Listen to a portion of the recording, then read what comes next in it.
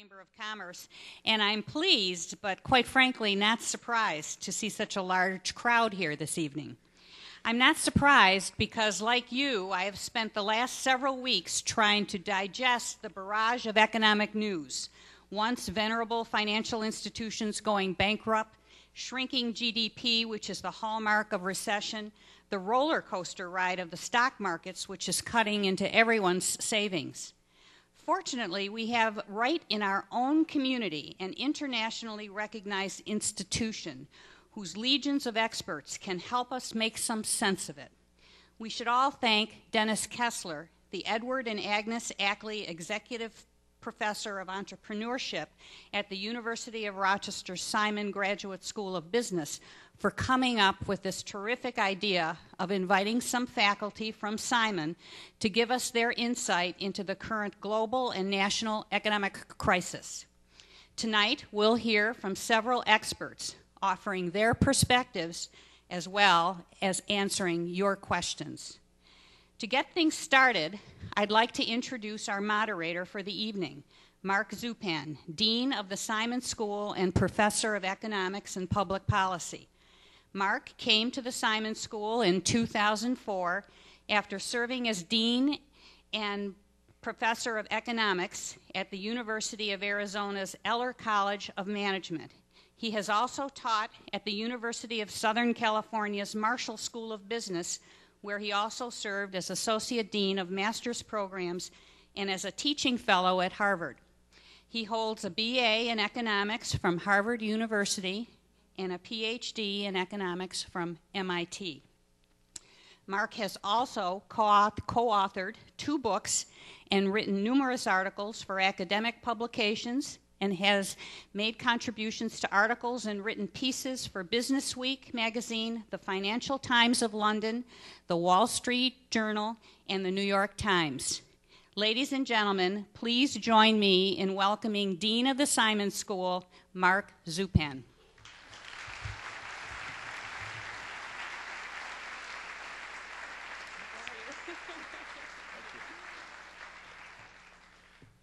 Thank you, Sandy, for that kind introduction and for joining us this evening.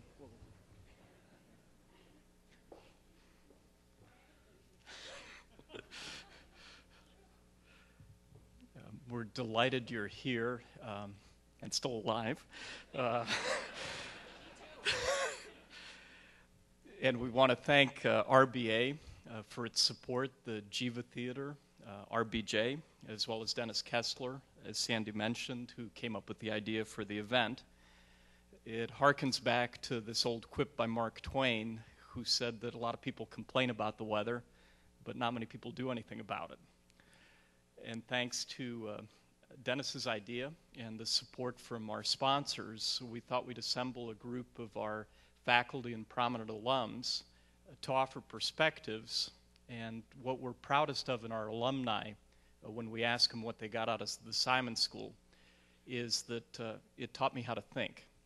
So we hope to change and affect your thought process through this panel tonight. We've asked each of the panelists to offer 5 minutes of opening remarks. We'll introduce them in alphabetical order.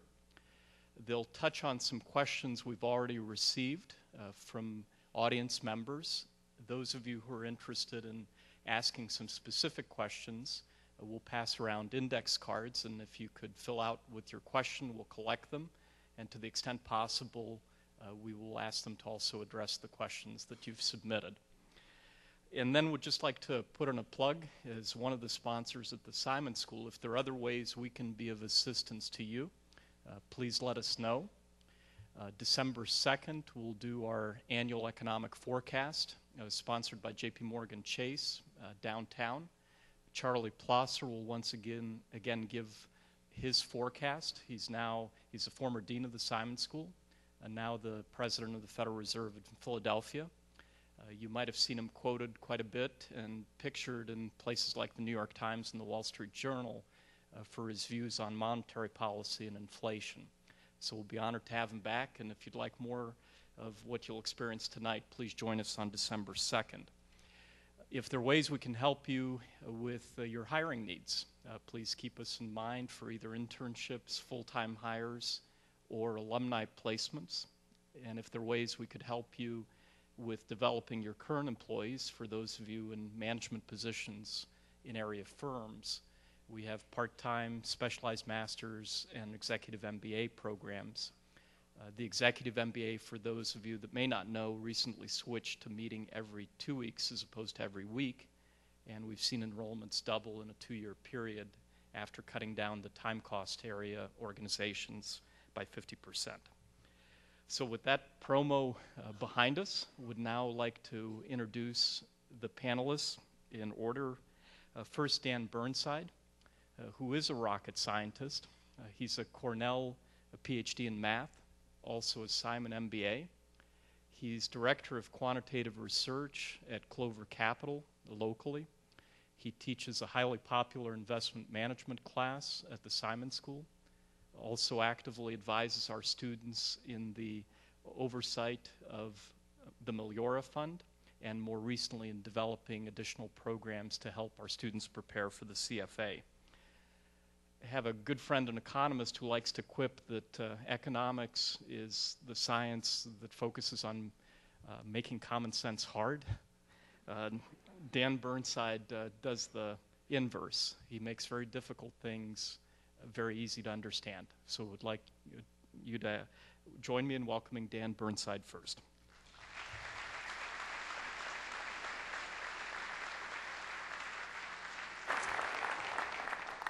Well, thanks very much for coming out.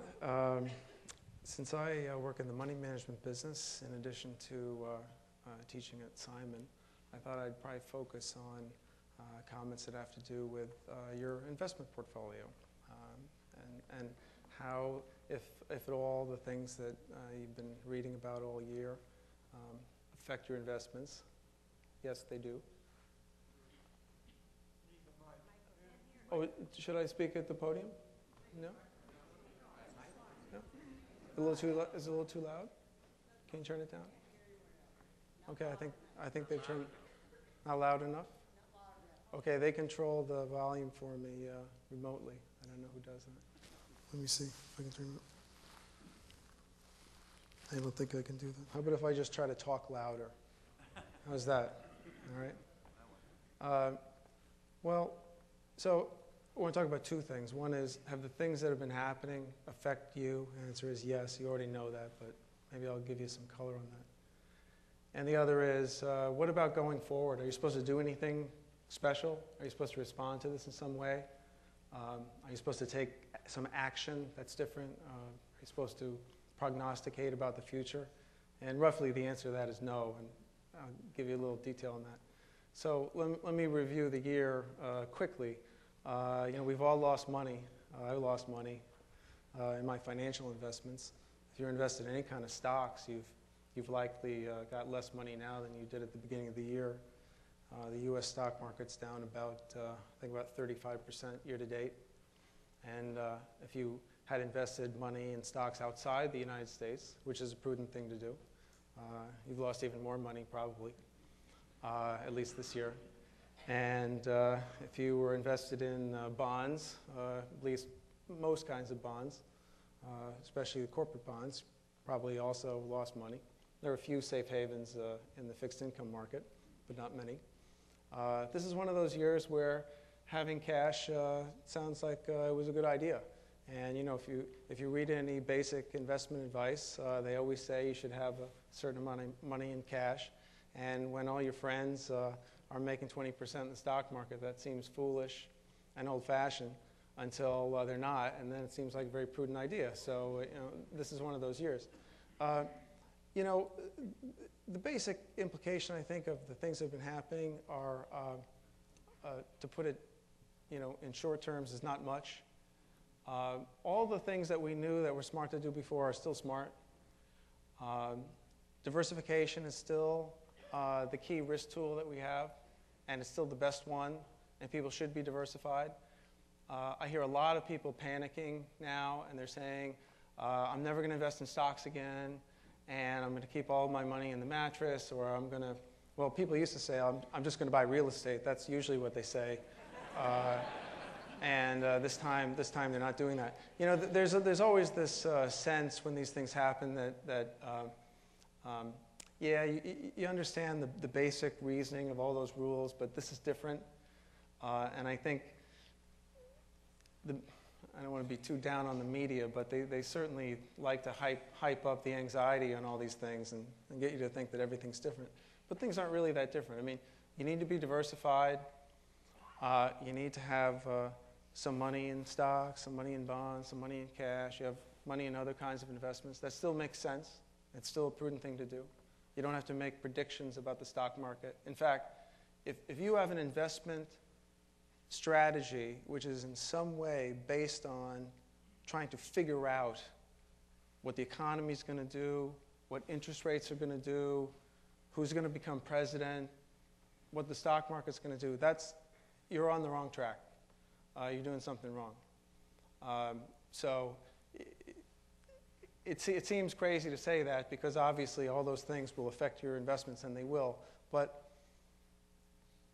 all the expectations we have about how probable those various things are, those are already in the prices, as we say. Okay, you get that when you buy the investments. Don't worry about that stuff. One prescription I think I can give safely is that if at the beginning of this year or a year ago you had, let's say, half of your investment portfolio in stocks, and that was the correct thing for you to do at that time, then you probably want to buy more stocks now. Because if you look at your account statement, rough numbers, your stocks have gone down enough that probably only a third of your portfolio is now in stocks. And if a year ago it was right for you to be half invested in stocks, that's probably true now, unless something's happened to you, something in your life that's happened. So if you're pretty much the same, that should pretty much be the same, and you probably would rebalance and buy some stocks. That's what I did. I did that just a few weeks ago. I very rarely open my own statements. I do it about every 5 years, which is a good frequency, actually. But I thought, you know, a lot's been going on. I should look and see what happened.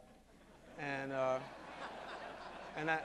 that's what I did. Now, if the stock market takes off from here, I will tell all the people I worked with that, you know, I bought a lot more stocks back then. And if it doesn't, I'll just say I rebalanced. But either way, it's okay. So those are my opening comments on prescriptions, and I think we'll get into some more details. And we've got such a distinguished panel of economists here. I have trepidation to say anything else, so I think I'll just stop right here. All right.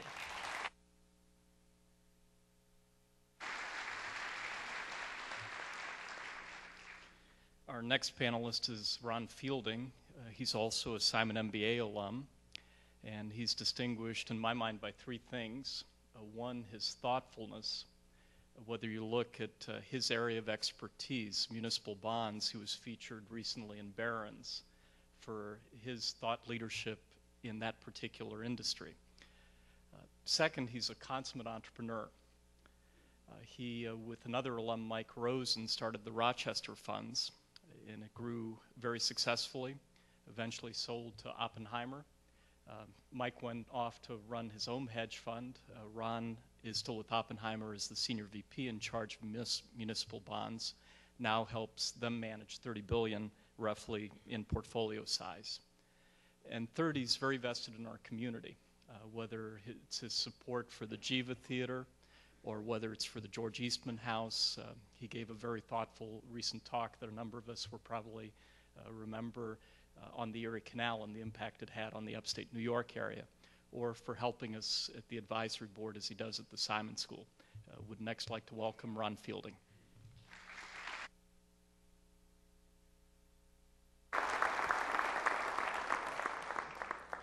Good evening. We've obviously suffered a major shock in the financial system. It's worldwide. A lot of people have started to think it was just Wall Street and Wall Street greed, but there's been plenty of greed by a lot of people outside of Wall Street and around the world. whether it's people who bought houses that were more house than they needed for lodging, but somehow they got it in their heads that housing is the best investment you can ever make, so borrow as much as you can and buy a house, or whether they were mortgage brokers who didn't explain mortgages properly. But indeed, there were some Wall Street salesmen that, whether it was auction rate securities, which is a concept of trying to issue long-term debt at short-term rates by saying we'll always take care of you so it'll be okay. There's certainly a lot of guilt that can go around. We have seen wild gyrations in the money market, stock prices, bond prices, commodity prices, and currencies. I'm sure the reason this audience is so full is that these gyrations have scared a bunch of people, but they do have effects on the real economy. Example to give you is last Friday, Verisun Energy Company, the United States' second largest producer of ethanol, declared bankruptcy. Not because they weren't managing the basic part of the company or they weren't able to sell the ethanol, but because they had not either intelligently or wisely, whatever word you want to use, hedged their costs, buying corn in the futures market and selling ethanol in the futures market so they could lock in their costs.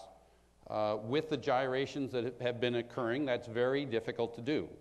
They didn't do it well, so their 16 plants producing ethanol are now in bankruptcy, and I suspect that their future growth prospects are permanently destroyed. And that's just one example out of many. Tomorrow you'll be reading about car sales in October, down nearly 50% at General Motors compared to a year ago. The financial shock that has gone through the system is making a lot of people, including those in this room, forego purchases for fear of how much money they're going to have left. That may be a wise decision for you individually, but when everybody does it at once, trying to cut down their debt and cut down their expenditures, there's a lot of businesses and working employees who are affected. Now, I have a little good news. The money markets, which I believe are pretty basic to the bond markets and ultimately the equity markets and real markets, have improved in the last 2 or 3 weeks. One measure of the fear factor is the spread between 3-month LIBOR and 3-month Treasury bills. Now, LIBOR is a measure of the rates that banks pay to borrow to each other. And, of course, T-bills are the short Treasury obligations that the United States government sells and are considered to be risk-free. Now, normally, banks loan and borrow money to each other at about 1/2%, higher than the T-bill rate. So, and that's called 50 basis points because we cut 1% into 100 basis points. And during the period 2000 to 2007, it was about plus 50 basis points, plus or minus 40. It would vary between 10 basis points and 90. Starting in late 2007, it began rising, got to 150 basis points last year. In early October last month, it peaked at 465 basis points. Wild fear of meaning that banks did not trust each other. They didn't want to loan money overnight, so the banks that needed to borrow had to pay a never-before-seen premium over the basic risk-free borrowing rate. Now, last week that did drop to 294 basis points, and it's 235 today. So while that's still way above 50 basis points, it's a significant improvement from 3 weeks ago. Nonetheless, the shock to the system and the changes that consumers will have to make, meaning borrowing less, saving more, and relying and taking some personal responsibility, I think, for their financial affairs, is going to have very significant ramifications in 2009. I think it will be the largest worldwide economic downturn since the Great Depression. Exactly how long it'll last, I think, is very dependent on policies that our government in particular and other governments pursue. After the stock market crash in 1929, there was a drive by the U.S. government to impose tariffs and other trade restrictions under the guise of protecting jobs for Americans by raising tariffs on foreign goods. Needless to say, almost instantaneously foreign governments did the same stuff for our goods, which cut down on the number of people who could work in factories like Xerox here in Rochester and export those things. And the other thing is that the government created a lot of stronger labor laws and even cartels among businesses to try to raise prices because they thought prices were falling and that was a bad thing. But the net result, and there were other factors too, such as a decline in the money supply, which I don't think the Fed is dumb enough to ever do again, caused that recession to be 10 years in length and only cured really by World War II. If the recession that we're going to have next year is short, then probably equities will be the best buy. But if it's long and protracted, then my particular area of expertise, municipal bonds, I believe would offer the best total return. Now, the municipal market has suffered very significant gyrations, just like the other markets. And we already had a question that I'll comment on the outlook for New York City and New York State. You will read very many articles if you spend your time reading the newspaper or watching the evening news about the fiscal difficulties that we will have in the state. Ordinarily, that would kind of tend to result in downgrades by the credit agencies. But early next year, the credit agencies are going to be moving their ratings of municipal bonds to be on the same scale as what they use for corporates. And while we read lots of fiscal problems of municipalities, they very rarely go bankrupt. And in fact are much more creditworthy than typical AAA corporates. So when they change that scale early next year, there may be upgrades that would counteract or overpower what would otherwise be downgrades in the business. I don't think it's going to be as bad as 1930s, but I thought for those of you who are worried about municipal bonds, I'd give you a little information about what happened in the Great Depression to municipalities. At that time, there were $18.5 billion of bonds on average of state and local debt in the 30s, and slightly fewer than 4,800 units of government defaulted during that decade. Now that 4,800 sounds like an awful lot, but at that time there were over 68,000 governmental units, so it was about 7%. Now, what was interesting compared to corporations that went into default during that period was that most of the time they very quickly cured the defaults. In fact, although these governmental units had about 7% of the outstanding debt that they at one point or another defaulted on, the maximum amount of municipal debt that was in arrears of principal or interest payments at any given time during the Great Depression was 1.7% of the debt outstanding. And by 1938, all but 100 million of it was repaid.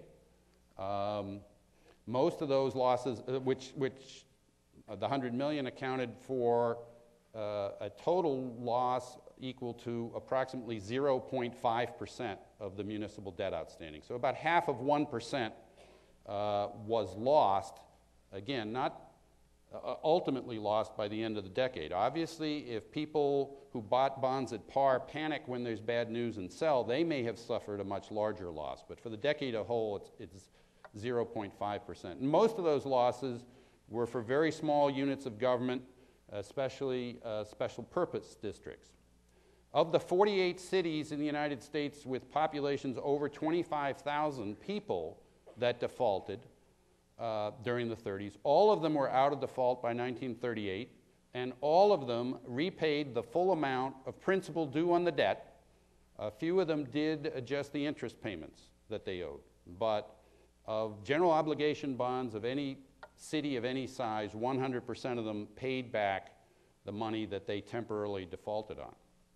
Now, We always say in our mutual fund ads that past performance does not guarantee future results, so that I can't guarantee you that things will work out as well. But the default rate on municipal debt, for example, in the last 30 years, the default rate on triple B munis, the lowest investment category, was less than half that of triple A corporate debt. So corporate debt is much more risky than muni debt. I think, those of you with long memories can remember Packard as well as, Enron and Adelphia and a whole bunch of other corporations that were once considered blue chips that went under. In the municipal world, we have to go back about 15 years to find Orange County, California declaring bankruptcy. And even there, for people who did not panic and sell their debt at low prices, within 4 years they recovered 100% of their principal, 100% of their interest, and they got interest on the overdue money. I think I'm going to skip talking about executive compensation, but if we have time, we'll talk about that in the question period. Let me just finish with some personal responsibilities, because we got some questions about how do I find an unbiased financial planner, which is, at least as hard as finding a one-armed economist. That we'll see a couple of those in a minute, hopefully. But I just want to leave you with the note that you really have to take some personal responsibility for investments. I mean, there are some good fee-based financial planners, but I started in that business after graduate school, trying to be a financial planner, and most of the middle class loves the idea of having a fee-based, unbiased financial planner, but I couldn't find anybody in Rochester who wanted to pay for it, what it would cost to actually do. And that's why I just became an asset manager.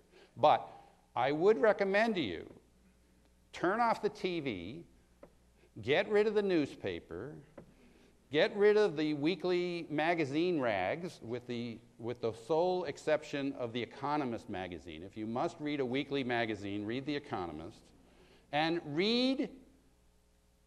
study some books.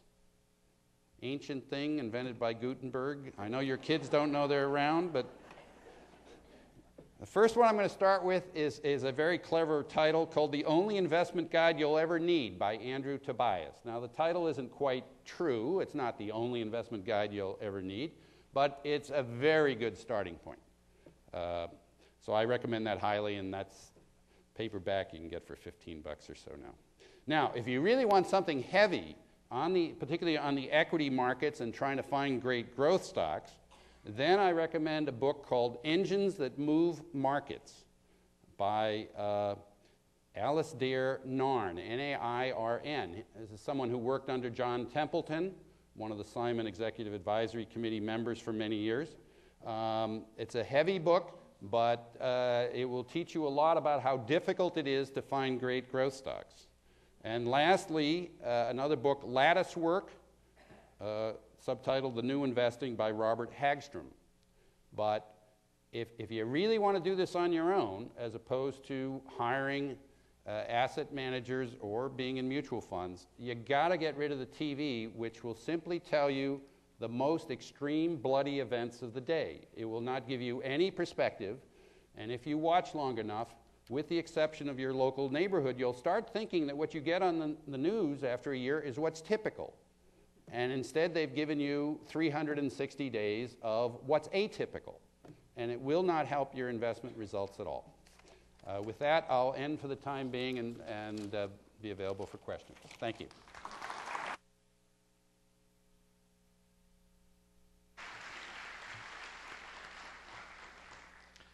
Thanks, Ron. Our third panelist is one of the 5 university distinguished professors at the University of Rochester. His fields are finance and statistics. He's one of the key reasons why the Simon School is as highly rated as it is. We're rated right now number 3 in the world in finance by Financial Times. He's been the chair of our promotion and tenure committee for close to 2 decades. So in the all-important decisions of which faculty to promote, retain, attract, he's played the pivotal role. He also has been an editor of arguably the top journal in finance, the Journal of Financial Economics, that's based out of the Simon School. For the last 13 years, he's been managing editor His expertise spans such areas as initial public offerings, the effects of insider trading on the market for corporate control, the effects of anti-takeover devices on takeover attempts, and he's arguably one of the world's very top experts on stock market volatility. Now, one caution, he's recently given this talk. It's become highly popular in the last few weeks to student groups, to alumni groups, and every time I've noticed he's given the talk, the market's gone down the next day. So, Bill Schwert.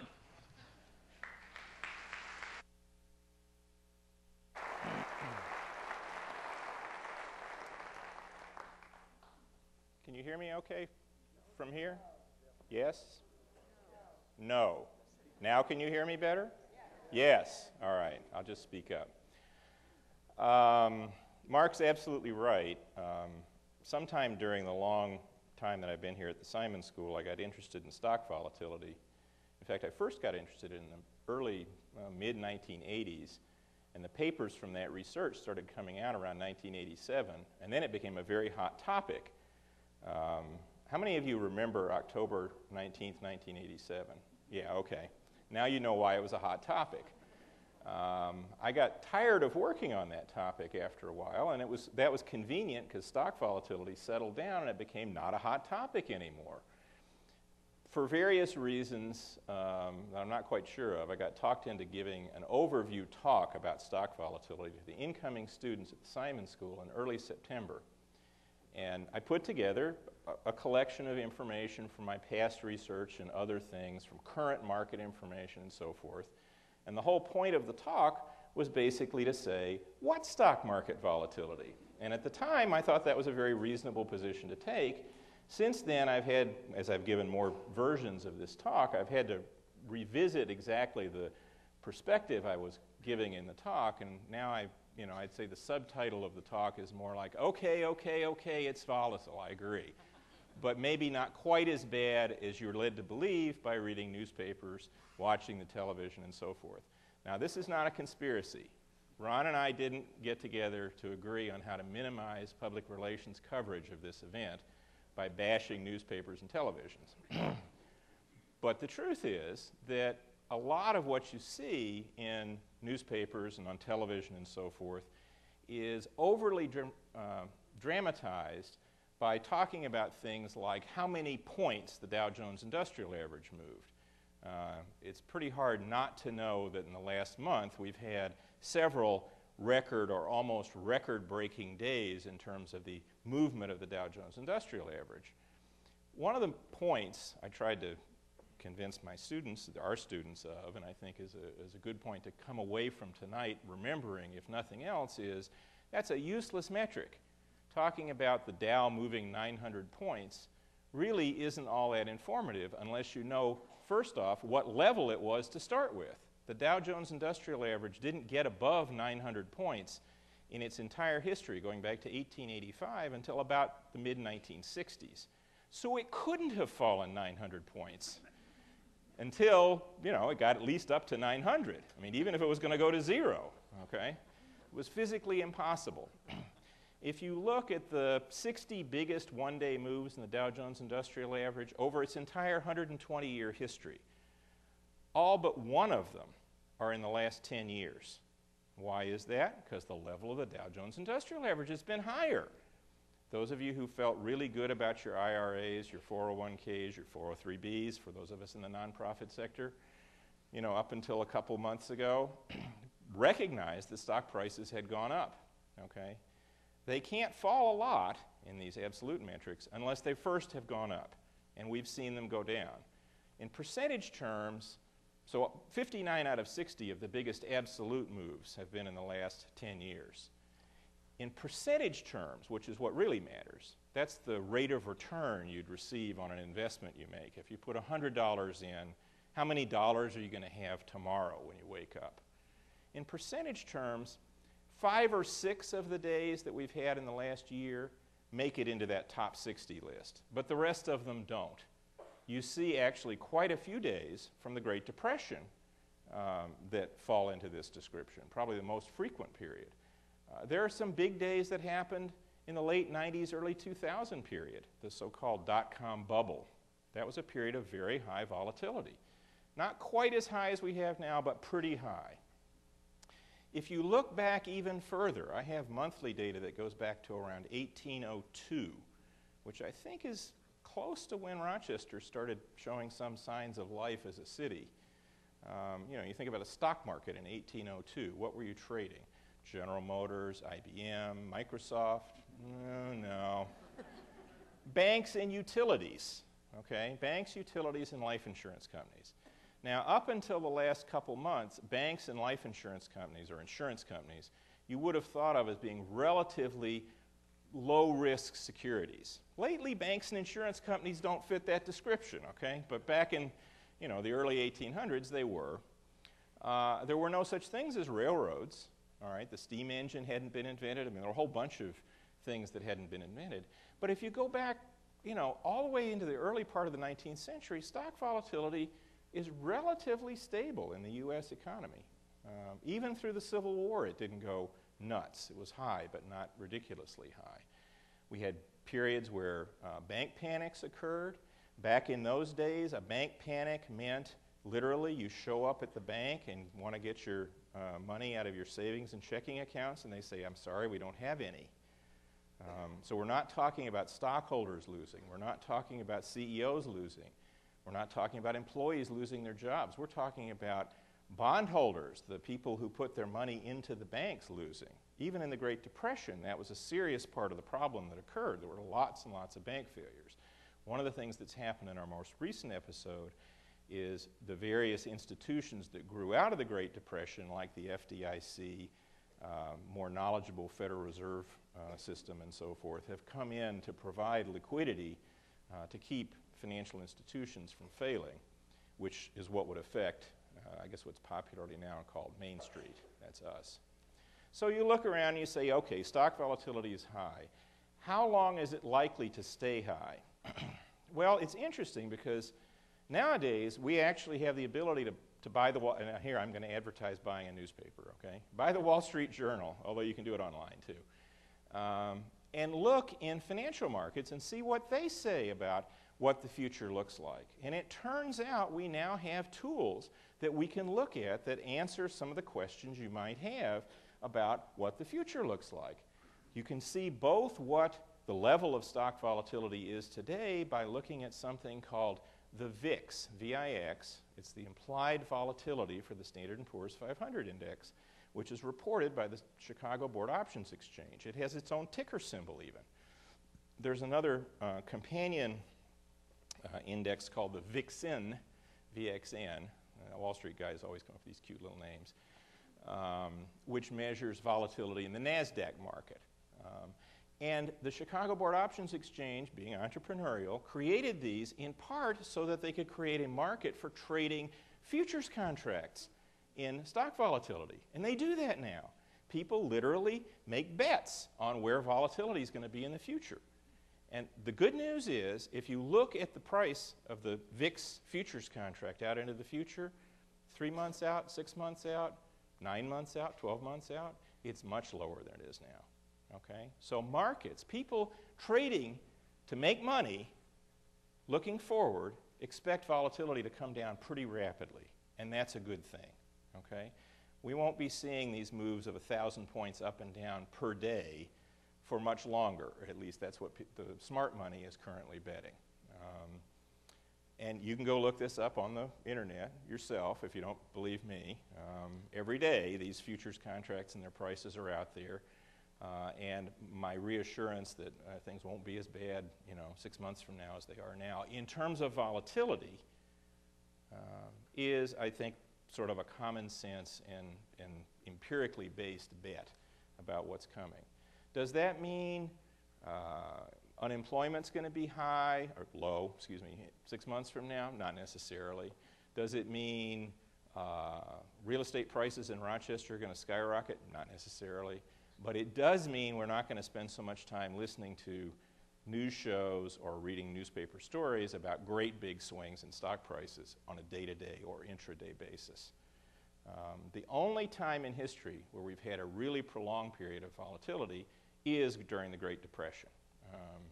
And that was a period that was much more severe than anything we've seen now.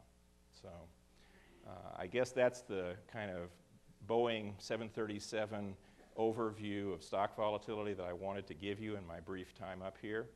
I'll sit down and let Mark introduce our next speaker and be glad to take your questions.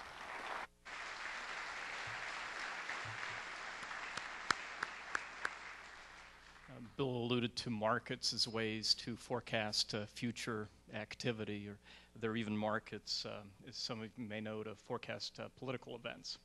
Out of the University of Iowa, the most reliable guide to how elections will turn out, people placing actual monetary stakes on what will happen tomorrow.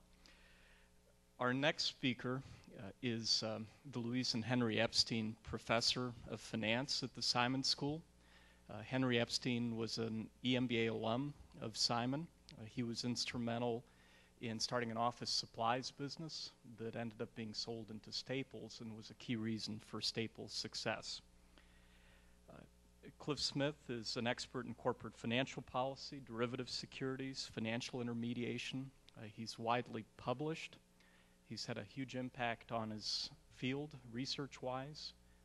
A year ago, he won the Major Lifetime Impact Award from the risk and insurance field. He's also had a significant impact on our students. He's the most prolific teaching award recipient in the history of the Simon School, close to 30 teaching awards. He's always impressed me by the way he connects and remembers and has an impact on an ongoing basis with our students. I can be at an airport with him, with a student he had 20 years ago, and will still remember his or her name. We're known in Rochester for our success as an export-based town, but we can also pride ourselves on the wonderful imports we've had. And if you haven't heard Cliff speak, you'll soon hear that he isn't a native. I had an alum once say that he didn't know the word finance had 4 syllables in it until he met Cliff Smith. He's originally from the South. We're proud to have him as a Rochester import. Cliff Smith.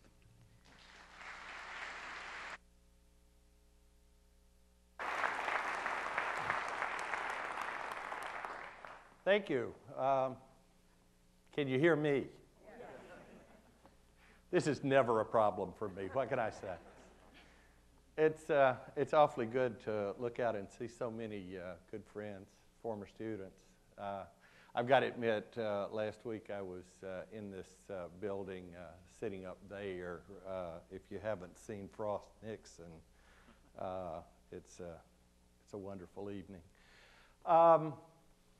One issue that has been generating a fair amount of discussion recently has to do with executive compensation.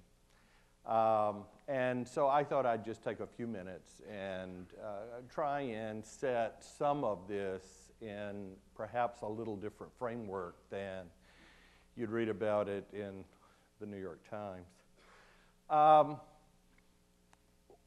The argument goes, we've got some firms that are in very deep financial difficulties.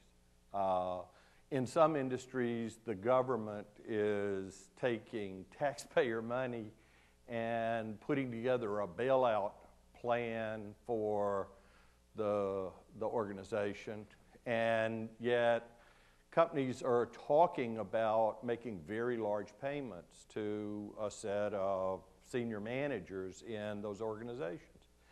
And a broad array of people look at that and say, you know, that's just not right. We ought to do something about this. And in so many ways, that's a completely understandable reaction.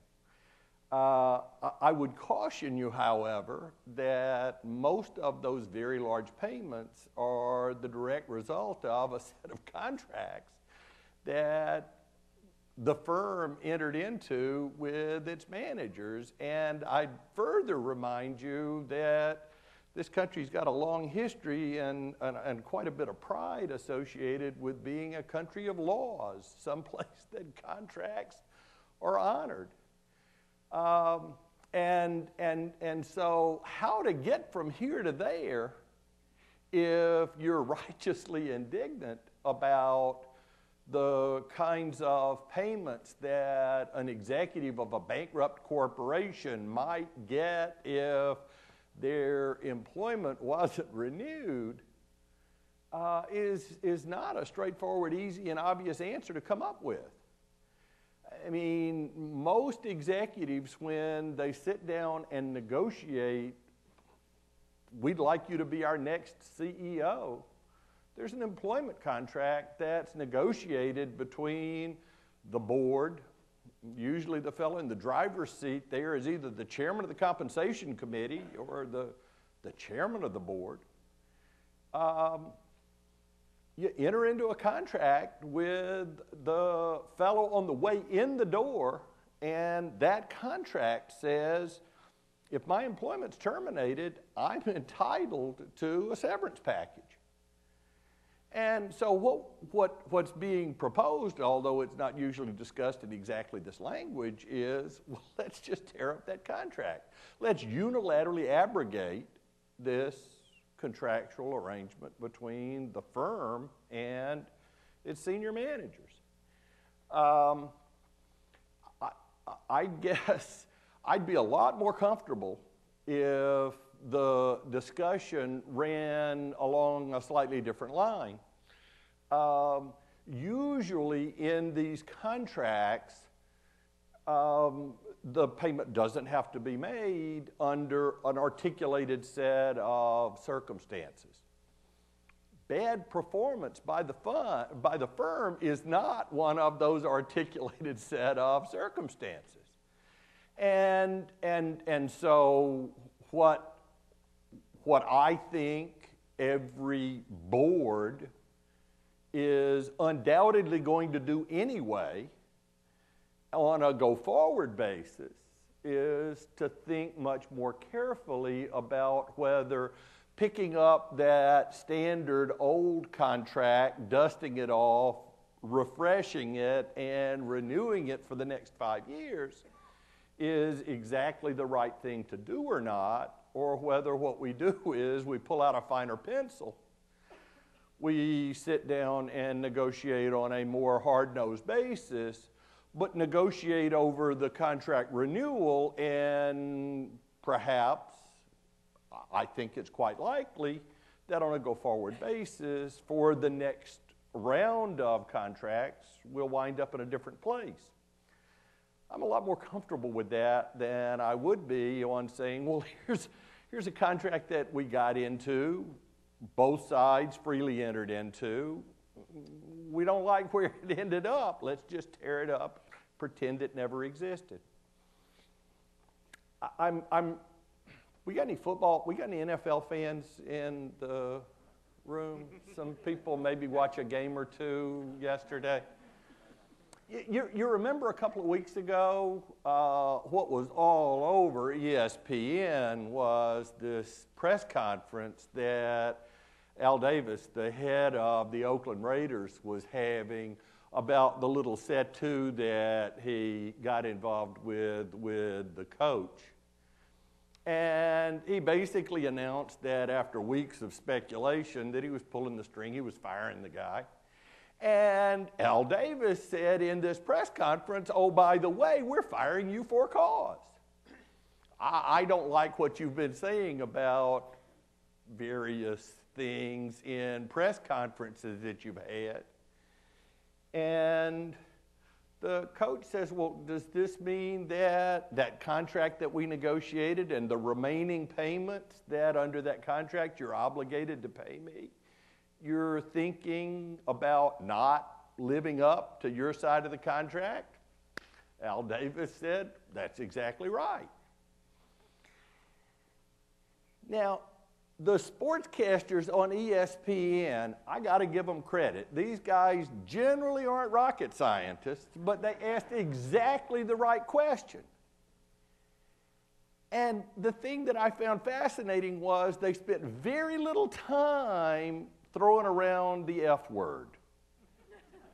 Okay?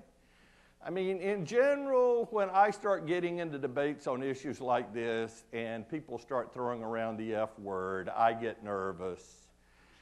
But no, I mean, these guys never said what's fair. Okay?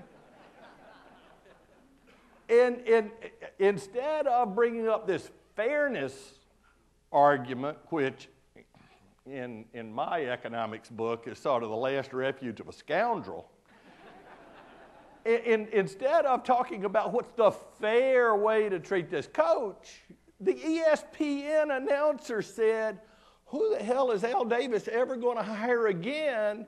What kind of coach do they expect to get in the future if they go in and tear up this contract? And I think that ultimately, collectively, we've got an interest in this question as investors in the marketplace.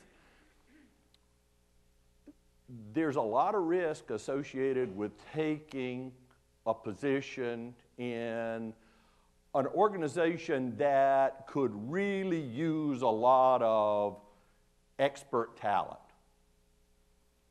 And if going in and taking a risky position is likely to, if it doesn't turn out well, limit opportunities for subsequent jobs, and I wind up walking out the door with not a check, but a kick in the behind, the head coaches that are going to apply for the management equivalent of head coach at the Oakland Raiders is going to be severely constrained on a go-forward basis.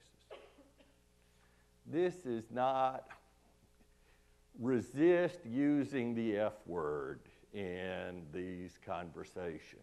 Think about what's efficient before you start getting wrapped up in this question about what's fair. Thank you.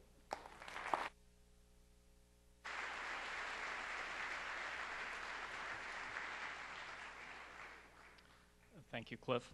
Our last panelist she's going to be our latest import at the Simon School. She'll be joining us next academic year and very graciously agreed to fly in from Madison, Wisconsin, where she's the Kuechenmeister-Bascom professor. She's a classic liberal arts student, majored in both French literature and economics at Oregon, then went off to pursue a PhD at Princeton, did her dissertation under somebody you may have heard of, Ben Bernanke. Then ended up in a variety of positions, both working for the Federal Reserve, faculty positions at distinguished places such as Northwestern, University of Michigan, also University of Iowa, and University of Pennsylvania. She's distinguished herself by her impact already on the field. She's twice won the Brattle Prize for a top article in the Journal of Finance. She serves on the editorial board of the Journal of Financial Economics and the Journal of Macroeconomics, and was one of the founding co-editors of Finance Research Letters. Her expertise resides in the areas of theoretical econometrics, asset pricing, macroeconomics, and corporate debt policy. And her research nowadays also deals with the effect of financial markets on firm capital budgeting decisions. Please join me in welcoming Toni Whitehead.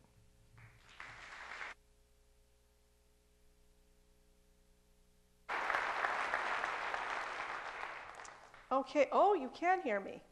Yeah, okay. So I've been studying finance pretty seriously for the last 10 years, but I'm going to step back in time and put on my macroeconomist's hat and spend a little bit of time talking about the problem that caused the mess that we're in, which is the housing markets. So I just want to start with a little bit of a brief history of what's been going on.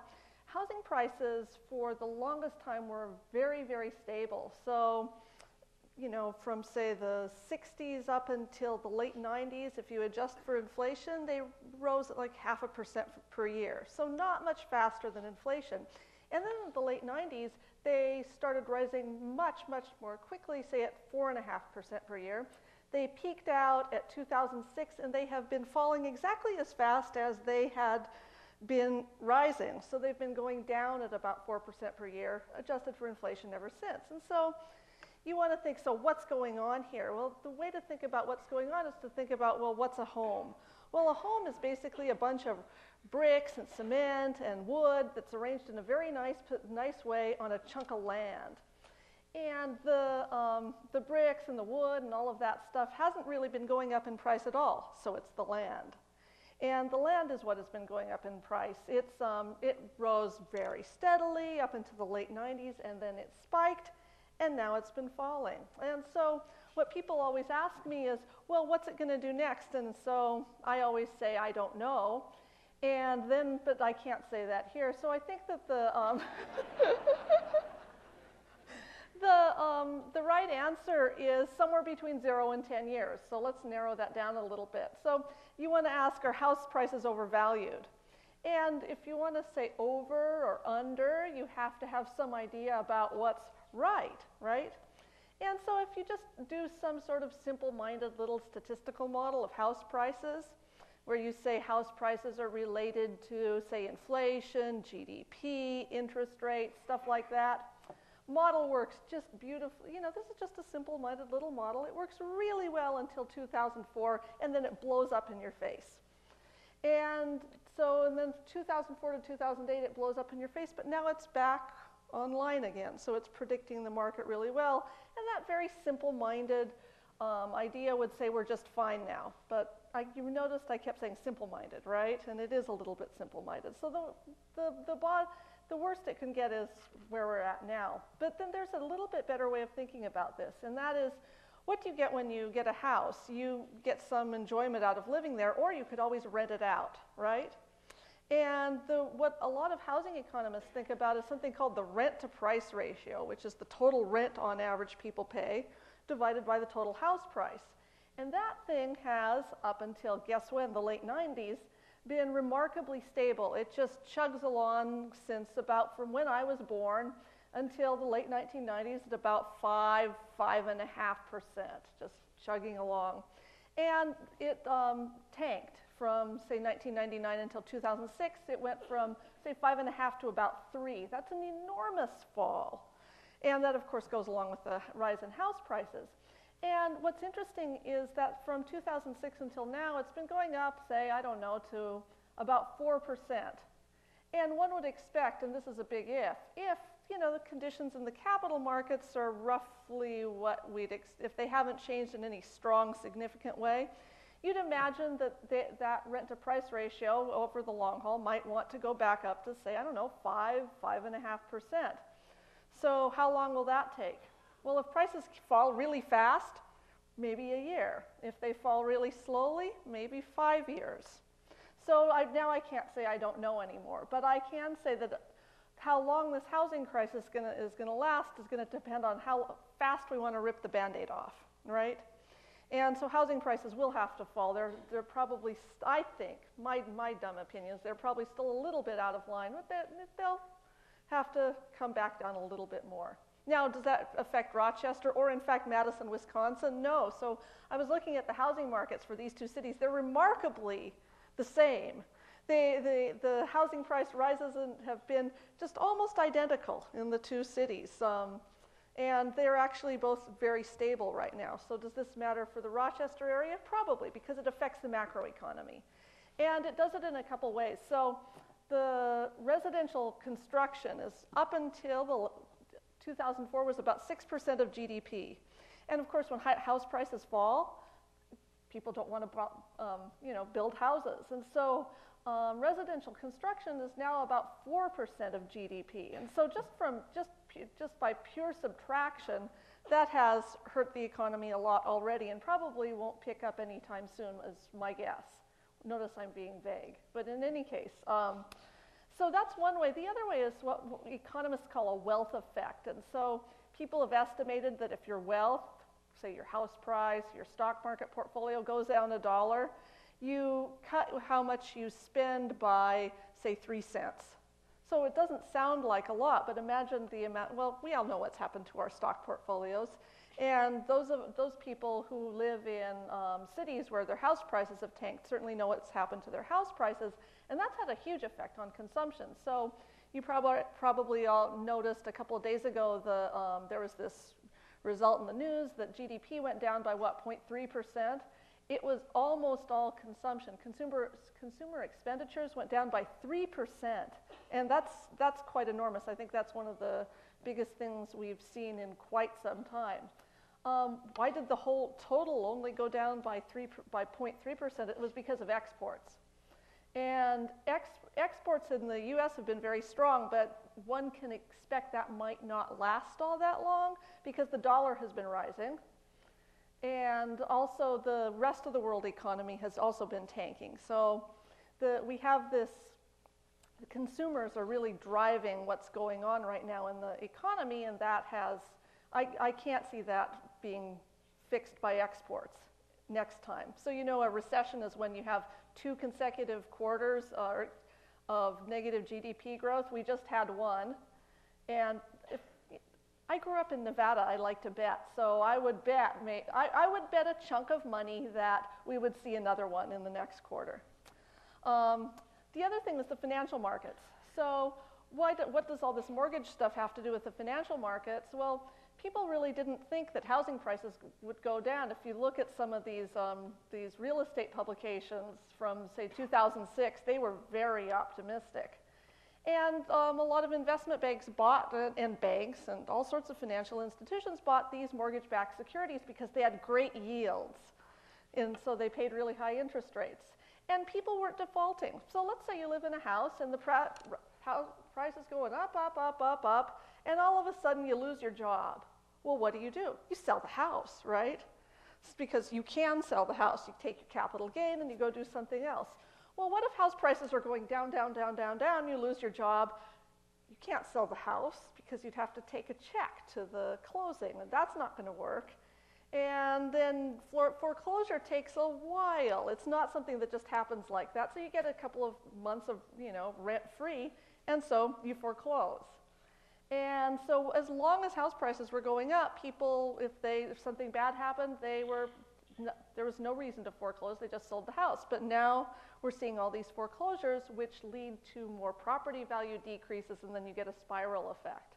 And of course, then all these mortgage-backed securities became what the press calls toxic, and which I don't know if that's a good word, but in any case, they call it toxic, and I think that is what has led to a lot of our problems in the financial markets, though those, I think, are being cleared up a little bit. So I just wanted to give you the, Canada Airjet view of what's been going on in the macroeconomy, and thank you.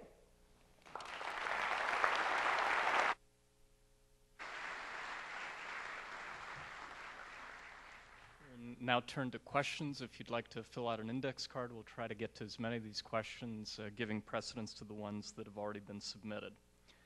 First one. The Japan market has been down now for close to 2 decades. How is the U.S. market different, and what is to prevent us from following Japan's example of 2 decades of negative returns? Toni? Okay. So Japan had I guess in 1990, the value of Japanese real estate was 27 times the value of U.S. real estate. Japan is a substantially smaller country, and most of it's a mountain. So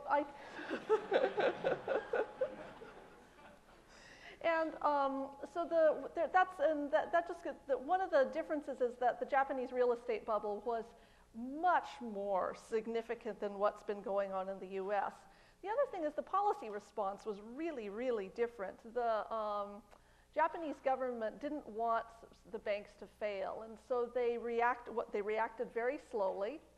They let banks that should have failed dribble along for a long time, and they didn't start doing what we're doing now, which is actually injecting capital into the banks. Until they were buying up these assets, they're bad assets, but they didn't actually start injecting capital into the banks until 96 or 97. And so I think a lot of it, part of it was the severity in the problem in Japan, and another part was the slowness of the policy response. Next one. What percent of the current market condition would you attribute simply to fear among investors and businesses, and how do we address it? Maybe Ron or Bill? Well, there's a huge percentage that's fear. We went in a period where everybody trusted their intermediaries, whether it was the bank, the insurance company, or the money fund, or other financial intermediaries, and everything seemed fine as we listened to the Mae West adage that anything worth doing is worth taking to excess during the last 5 years.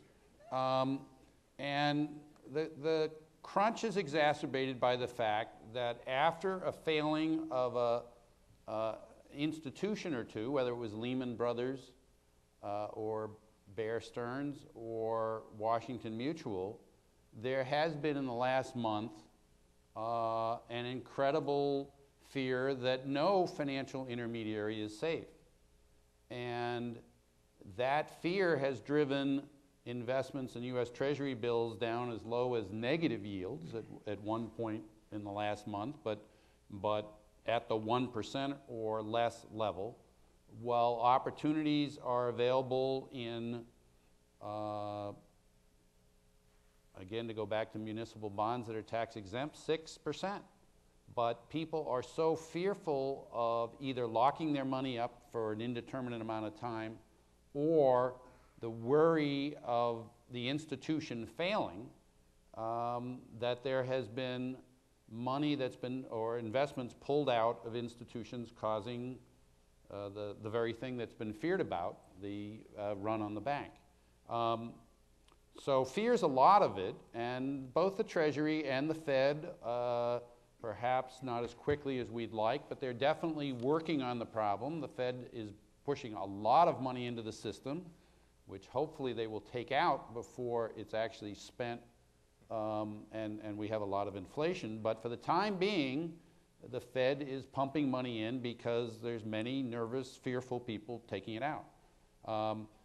The problem is that you have these self-perpetuating cycles, as I said. If individuals worry about having debt and they stop consumer spending and pay down their debt, that's a good solution for the one individual. But if everybody across the world does it at the same time, we get a bunch of travel agents and ski resort operators and things that go out of business and start laying off people because people aren't spending money on what they did a year ago and what businesses spent a lot of capital expenditures to prepare for. So when people get laid off in large numbers, the entire economy is hurt. So hopefully the government is going to act in a proper but not extreme way to correct this for this fear syndrome, because if it doesn't, people will think that, well, it was all true and they were right to be fearful because the economy did indeed crash. You might have seen the story about the Rochester-based firm Sentry that safes shot up by 70% in the month of October over last year. Mark. Yes. I don't disagree with the point that Ron made, but I think it's important to put a little more texture on things. I don't think that our current financial situation is something that you want to think about as there's one simple story that explains all of the things that we're seeing. I mean, several times we've pointed out that the economy's slowing down. And that's going to have an effect on security prices, whether we're talking about stock prices or bond prices. It's going to have an effect on real estate values. On top of that, something that the Federal Reserve, the Treasury, has been extraordinarily concerned about in the last several weeks is a liquidity effect. And I do believe that the liquidity component of what we've been talking about is something that's the part of this puzzle that's most usefully focused on in terms of this fear component. But there are other more fundamental things that are going on in the economy as well. And even if all the liquidity problems, if Ben Bernanke had a magic wand, could wave it over the financial market and resolve the fear and liquidity problems, there'd still be things that are going on at a more fundamental level that I don't want us to overlook. Okay, next one maybe for Dan. Given the prospects of a deep global recession along with the shifting U.S. political landscape and what that portends, increased government regulation, higher taxes on small businesses, windfall profit taxes on big business, increased tax rates on capital gains, many retirees are likely to reject the notion that they should have any allocation at all in equities. What do you say to them? What are their alternatives other than bonds, CDs, and money market funds? Well, you know, an individual may be perfectly correct in his or her assessment that he shouldn't own any equities.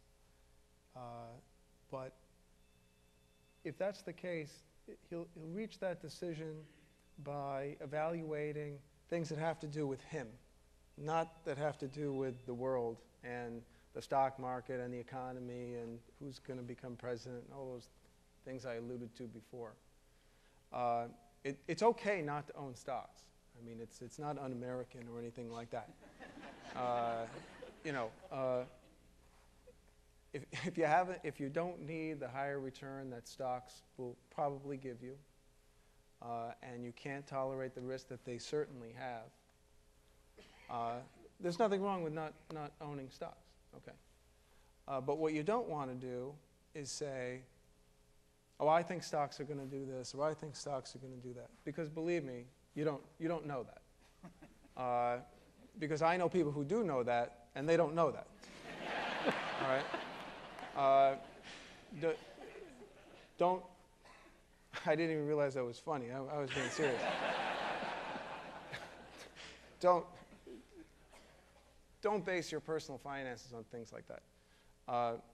Now, I said something when I came out, which was I made a comment about asset allocation. I don't know if I used that term, but I was talking about how you might want to buy more stocks now if it was appropriate for you to have owned stocks at the beginning of the year or a year ago, because the stocks have dropped and now you have a smaller allocation to that. But I said if, and I want to go back and emphasize that. I didn't say you should buy stocks now, because I don't know if you should have owned stocks a year ago. It may not have been appropriate for you then, and if it wasn't appropriate then, it probably isn't appropriate now. Okay? So it's difficult to give this kind of blanket financial advice when people are so differently situated. You know, don't try to forecast the stock market, and that doesn't make anybody rich, unless you charge people for that.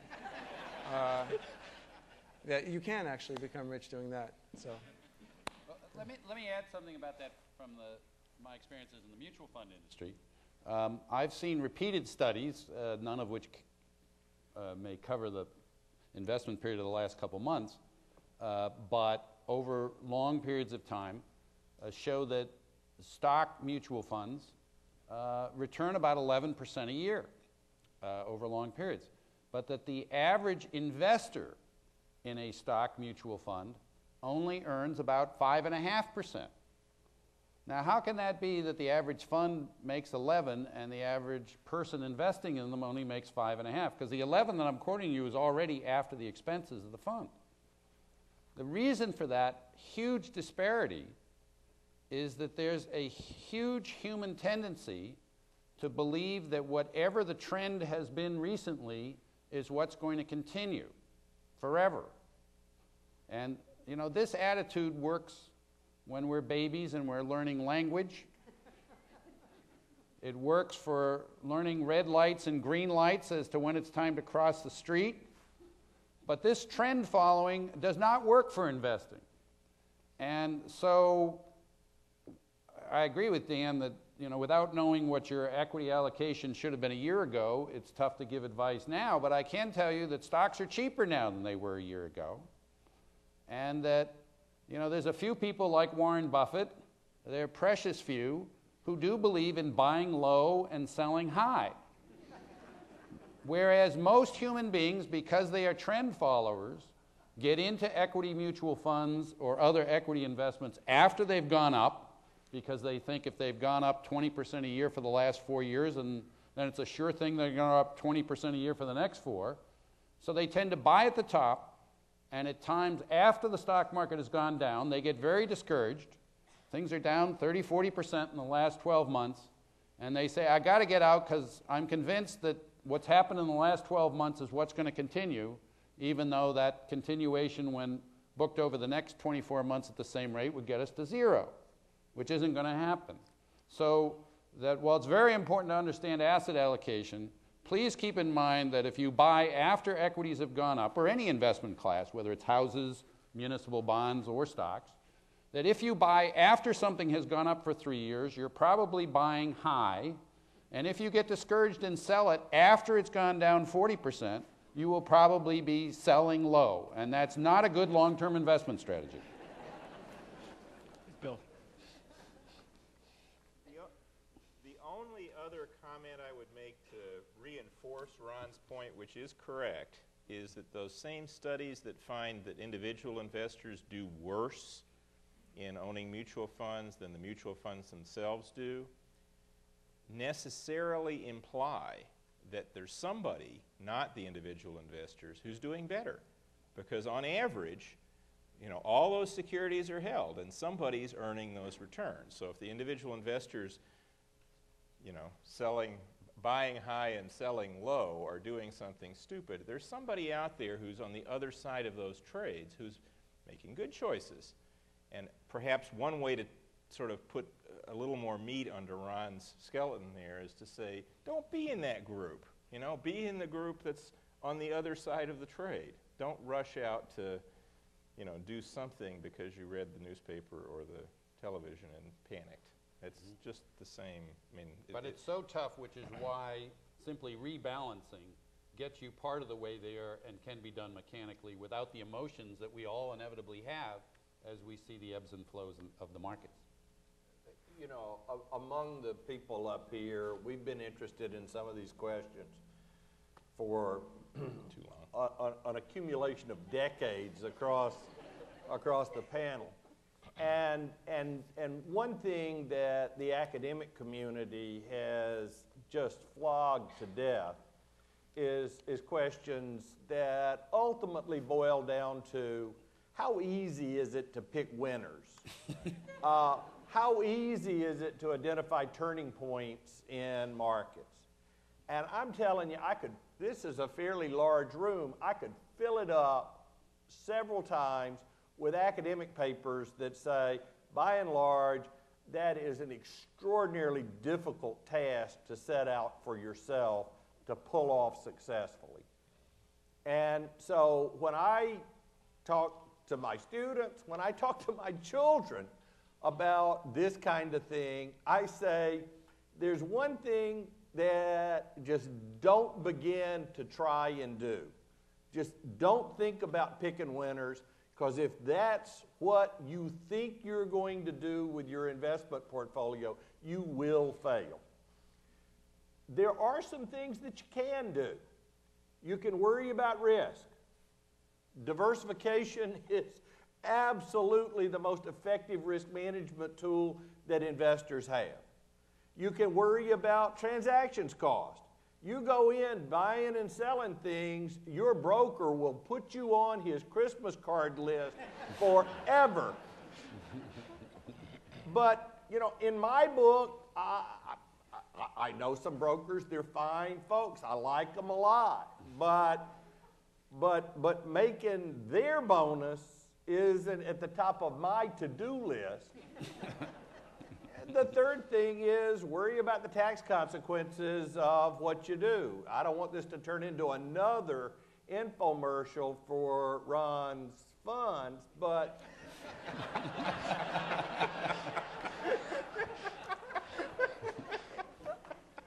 you could be in a tax bracket where that was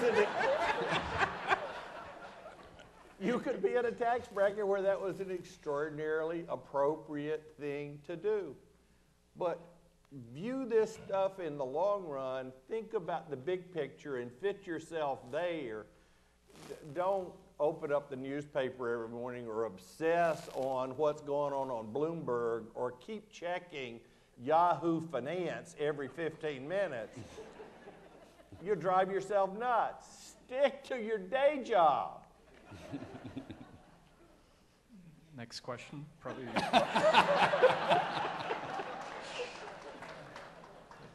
For Toni, how much money can the U.S. print before the economy tips over into hyperinflation? So, I just don't think that's going to happen anytime soon. So back in the 80s, I was Ben Bernanke's TA, and he spent a lot of time teaching these Masters of Public Policy students that funding the government deficit by printing money is a bad thing. And I suspect really strongly he hasn't changed his mind all that much in the last 20 years. So I just don't see that happening. The places where you see hyperinflations are in crisis times where the central government controls the central bank, like Russia or Germany after the First World War or so forth and so on. And that's not the situation we have here. We have a relatively autonomous central bank, and you get hyperinflations by printing money. And I just don't think that's going to happen. The appointment to the Federal Reserve is not the kind of political appointment that goes away with a change in administration. So if he's not there in 3 months, it's because he decided to leave, not because somebody booted him out. The second thing is the Federal Reserve's been pumping out an awful lot of money, but if Ben were here, I think what he would say is, we've got a liquidity problem. There is a tremendous demand for liquidity in the economy, and I don't want to make the mistakes that the government made during the Depression. I'm going to supply what's being demanded. If this liquidity problem starts to abate, my strong forecast is that's going to be repatriated, that they're going to buy it back. And so I think you're going to get a wildly inaccurate forecast of inflation if you take a look at what's happened to the money supply recently and extrapolate that. Next question, probably for Bill. What are the similarities and differences between now and the last Great Depression, both from the standpoint of the economy at large and the government response to it? Okay. Glad he skipped me on that one. Thanks. Well, Bill remembers it better than Differences, yeah. Well, I mean, volatility is very high. Other than that, there aren't that many similarities. There were there were more than 10,000 bank failures in the early part of the Great Depression. And a big part of what the FDIC, the Fed, the Treasury, and so forth are doing is trying to keep the financial services sector infrastructure up and running, which is exactly what didn't happen during the Great Depression. So I think most of what you're reading about in the newspaper about things that have gone on with the Fed and the Treasury and so forth, not so much necessarily when Congress sticks their fingers in it, but the basic mechanics of trying to provide liquidity is highly motivated by trying to get the financial system, keep the financial system up and running in a pretty much a relatively seamless way, at least as far as those of us on the consumption end of some things go. So I don't see much similarity at all. I think one of the things Ben Bernanke did as a student and later when he was Toni's teacher was be a student of the Great Depression. He's very knowledgeable about what happened, and what they're doing now is exactly designed to make a huge difference between those two situations. I just have one thing to add. Back in the Great Depression, we were on a fixed exchange rate system, and the US dollar was going down. Now, supply demand, what do you want? They wanted the dollar to go back up, and so what they tried to do was restrict the supply of dollars. And so they slowed the growth rate of money supply when we really needed to increase the growth rate of the money supply. I think it went down by 40% from, say, 29 to 33. It was some huge amount, and that caused a deflation. And when there's deflation, the value of your assets goes up, but so does the value of your debt, and that's what caused a lot of the problems in the Great Depression. And I don't see policymakers making that same mistake now. Next one's a toss-up. Is America's financial empire on the path of collapsing, and how can consumers prepare themselves for troubling economic times? You were supposed to screen those out. I think the short answer is no. Next question. We're done. We're done. That was good.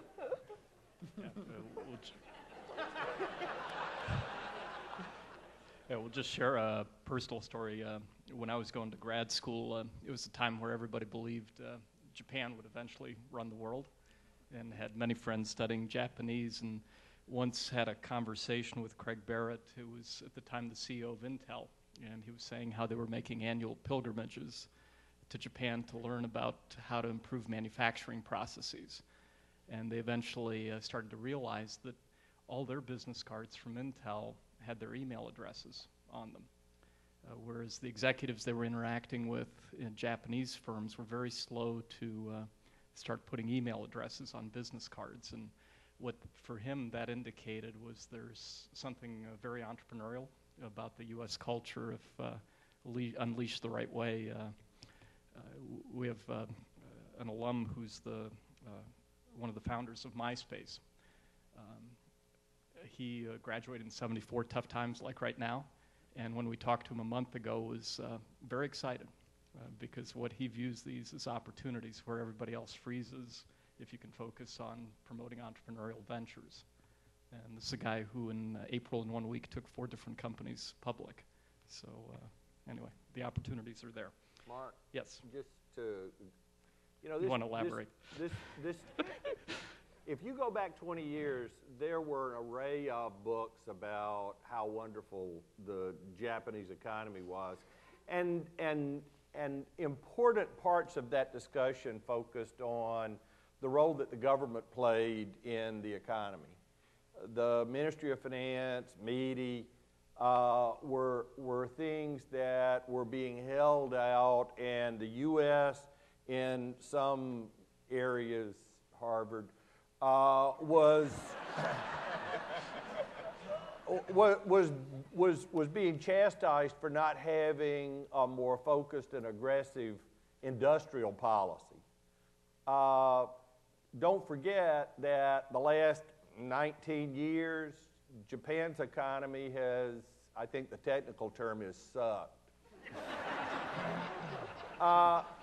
And I fundamentally believe an important part of why that's happened is because of this very aggressive industrial policy. You've got a lot more coordination of investment strategy in the business community there. The lack of coordination that you get in the U.S. means that you've got people with a lot of entrepreneurial spirit in the U.S. making wild bets.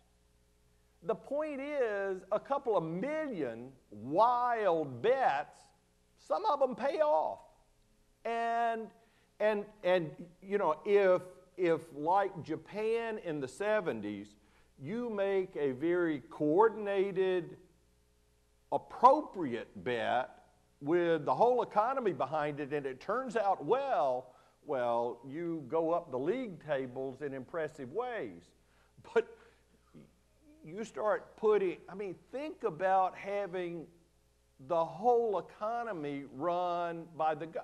Think about having the whole economy run like the post office. It's scary.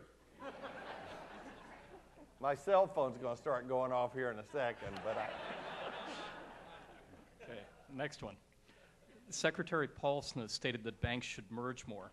However, I see that smaller banks with prudent practices have weathered the downturn much better than their larger cousins. Is the creation of larger financial institutions an overall positive or negative?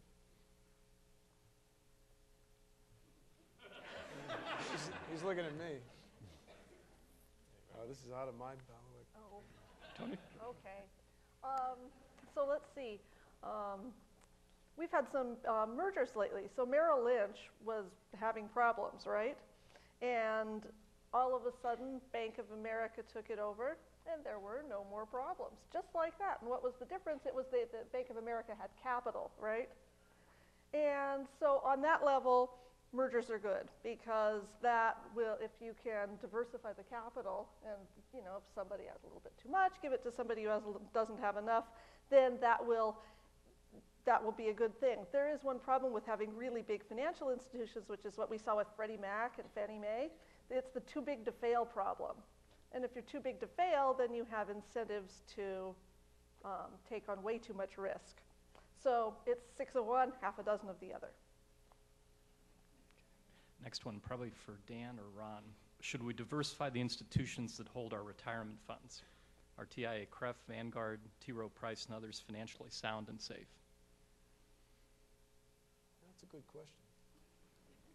Well, in the case of all three of those institutions, I haven't looked at their financials recently, but all of them have the money as trustees, and it's segregated from their own business balance sheets in a way that I think is effective.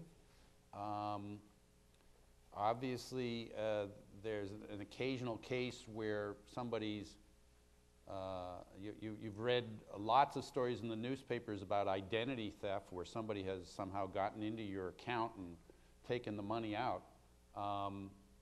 It's interesting. I serve on the board of the ICI Mutual Insurance Company, which insures about 60% of the mutual fund industry against things like employee theft as well as lawsuits for various things.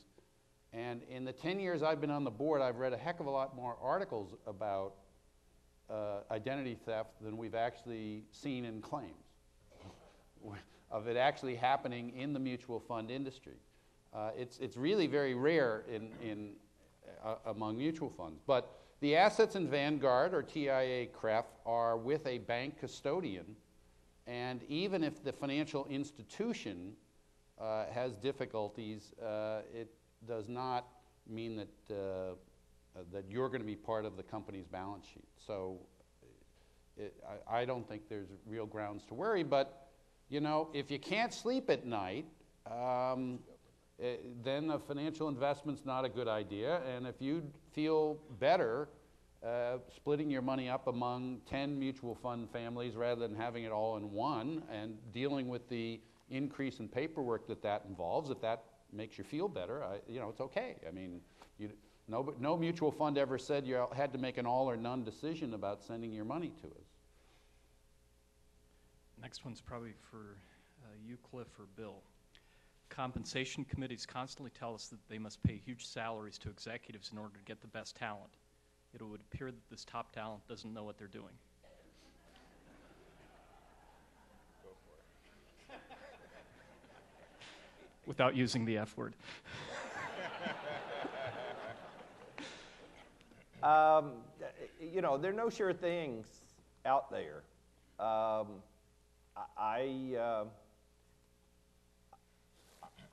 Just because you hire very talented people, just because Ralph Wilson hires a really talented head coach doesn't mean that the next season the Buffalo Bills are going to be winning all their football games.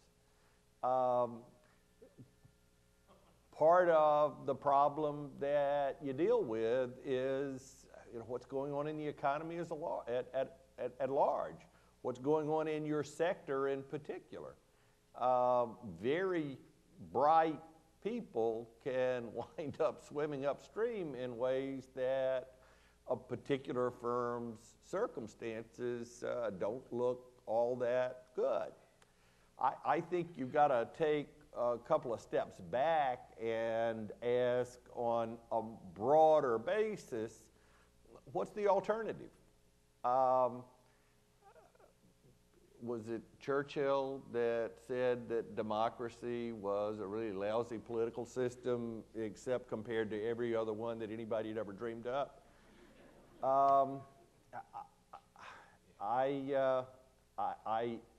I'd like to know what alternative people would like to suggest. Do we have, we pull CEOs' names out of hats and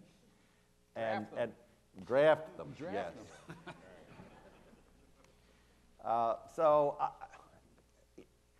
this is the kind of argument that it's easy to get angry about someone that doesn't have things turn out well. But ultimately, give me a better system. Yeah, but also, I want to complain again about the media in this regard. Tom Golisano, for example, is now a billionaire in this town, and maybe that's not fair by somebody's estimation. But he started the company, he got a percentage of the stock, which was worthless, just a piece of paper when he started it. His salary was never more than 6 figures. And so his becoming a billionaire was not because of CEO pay in any way, shape, or form. It was because he started the company. I'm quite familiar with Bear Stearns, and my son, when he graduated from college a year and a half ago, started there. The papers would report, particularly the New York Times, what they regarded as obscene compensation. And there were times when they reported that the co-president of Bear Stearns got in excess of $10 million during the years 2002 to 2006. What they don't report in the papers is that the maximum cash compensation at Bear Stearns until 2006 was $200,000 a year. In 2006, it was increased to $250,000 a year. All the rest of the compensation was in the form of stock, which the executive had to hold for some period of years. And in fact, at both Bear Stearns and Lehman Brothers, fully 1/3 of all the public stock was held by the employees. But the maximum salary, the maximum cash that you could get at Bear Stearns was $200,000 a year. But that doesn't get reported in the New York Times. What gets reported is the value of the stock and other assets, primarily stock that he got, made the compensation $10 million. So, and needless to say, for thousands of employees at both Lehman Brothers and Bear Stearns, their entire net worth went down the tubes with those two companies. The New York Times is not going to write any story of retraction of the $10 million of compensation the guy got. They'll just move on to another extreme story. This is not the first time these kinds of questions have been raised. There was this hue and cry about excessive compensation for corporate executives a few years ago, and Congress decided to take that issue by the horns, and they changed the tax code. And what they said was that any cash compensation to an executive in excess of $1 million would not be deductible as a business expense to the corporation unless that amount over $1 million was in the form of incentive compensation. Now, since that change in the tax code, the biggest part of executive compensation that has changed has been the award of stock options. Now you talk about what Congress is complaining about bitterly. It's, look at the stock options these bastards are getting. Now, this is a direct result of Congress' actions. Be careful what you ask for.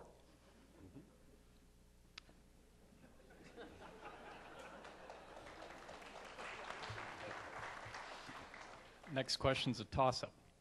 Can you speak about government, corporate, and personal debt and the impact and role this has on our present situation?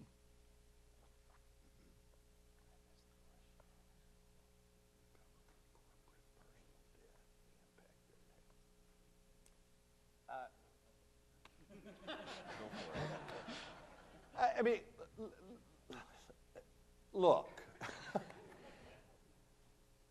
think about somebody that's just graduated from college and they're starting a family, they'd like to live someplace. You know, you talk to your grandfather and they might say, I lived through the Depression. My advice is rent someplace that's modest. Save up until you've got a robust down payment, then buy a modest starter house. Save, save, save, and this is a prudent way to build the American dream. Some other people would say, you know, real estate has historically been a good investment. You want to have your own place to live sooner rather than later. Borrow, get into the house, build equity over time. There are perfectly logical, important, legitimate reasons for people to borrow money. If you take a look at borrowing by individuals in the economy, young people tend to be borrowers. Older people tend to be lenders. And part of what's going on is most folks' income varies more over their working lives than their consumption does. And this gives you an opportunity by accessing capital markets. This gives you an opportunity to consume more early, pay it back, consume less late, and you wind up with a smoother consumption pattern. It winds up making you better off over your career than saying, well, I just have to live off of what I make on a period-by-period basis. And so some blanket statement that, well, debt is, ooh, bad stuff, you know, any sane, sober person ought to avoid it like the plague, I don't think's offering whoever's on the other side of that conversation very useful, helpful, appropriate advice. Is, you know, look, there are two ways that you can screw this one up. You can borrow too little and sort of live on a period-by-period basis. The other general way you can screw things up is borrow too much. This is sort of like when my kids were young. They really liked Goldilocks and the Three Bears, you know? Some porridge is too hot, some porridge is too cold. What you're looking for is that stuff that's just right.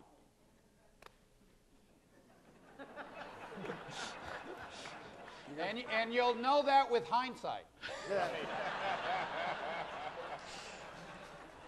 One important difference between Ron, who's out there selling these products to make a living, and the folks on this end that are more academically inclined, Ron will set himself up to predict the future. We're much more comfortable predicting the past.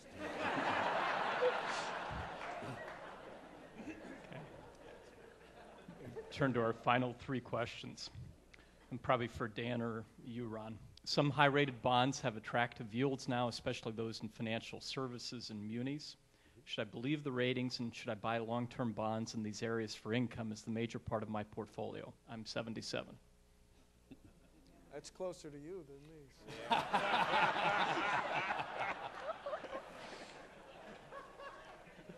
Well, I mean, a lot of debt is high yield right now. I mean, but I assume the question refers to those bonds which are higher than average and more risky than average. Should I believe the ratings? Well, 97% of the time I would say the rating agencies get it right.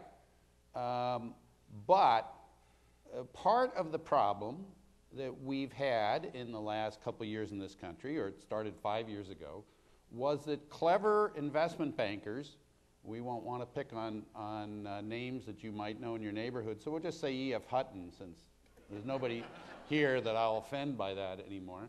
But firms like E.F. Hutton figured out that through their analysts, which get paid a lot more and are more experienced than the people who work at Moody's and S&P, that at least 3% of the time Moody's and S&P were wrong with their ratings, and they would rate something higher than it actually was. And they found out very quickly that they could make themselves a very good living by buying the stuff which the people at Hutton and other firms knew should be very high yielding because it was risky, but then buying it solely for the purpose so they could resell it to people, whether they were university endowments or retired individuals, didn't matter much as long as they had a good check, that they would sell this stuff based on the rating. So even if 97% of the time the ratings are reasonably accurate, the 3% that they're off is if you only rely on those ratings to buy high yield debt, you're leaving yourself open to be taken by people who understand the risk of the bond better than the rating agency. So I think as a general matter, particularly with an audience that I think is primarily retirees in this room, to put significant blocks of your assets in individual bonds where the only research you've done on the credit is the published rating by Moody's or S&P is a rather dangerous thing to do. So I would advise you either to have a professional fee-based advisor, use a mutual fund. If you're buying municipal bonds on your own, I would stick to general obligation bonds of cities and states and counties.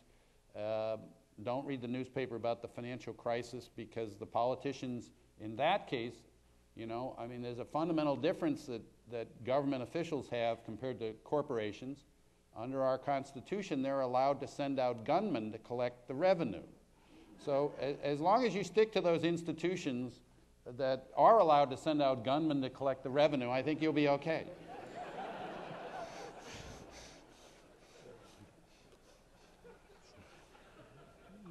Next to last question, and probably for Toni, Bill, or Cliff. What have you learned from the past 3 months about economics as a science and about the direction for new research, fact gathering, and analysis?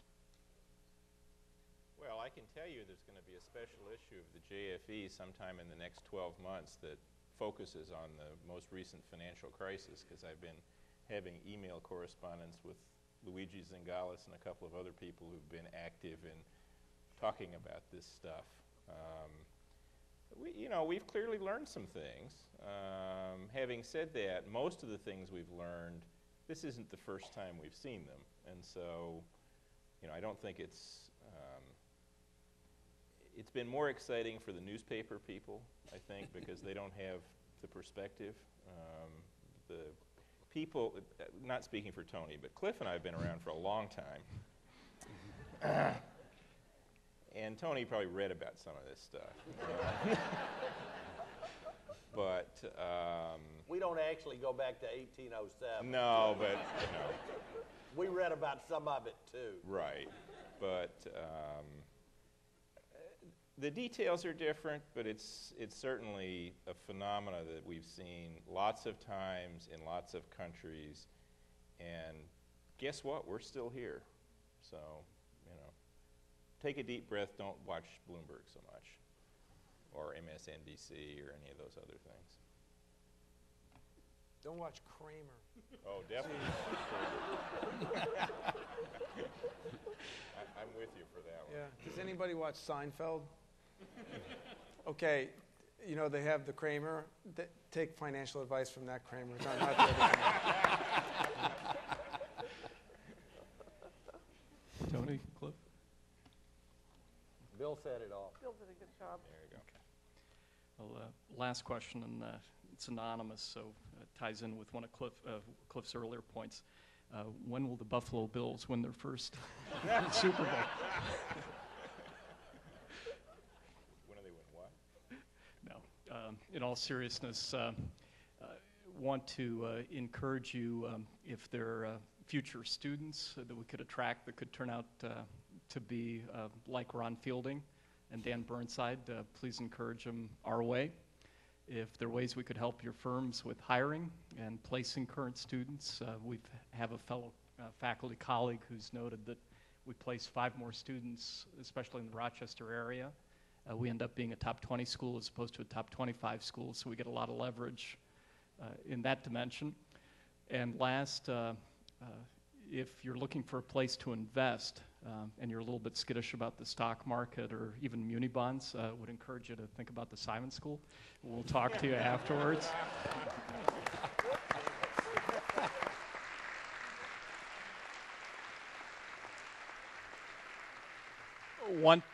And then want to thank 4 staff members who made this possible: Don McWilliams, Charlotte Kutchko, Jennifer Patterson, and Kate Grushow. Thank Dennis Kessler again for coming up with the winning idea. And most of all, join me in thanking our 5 panelists for their time and insights.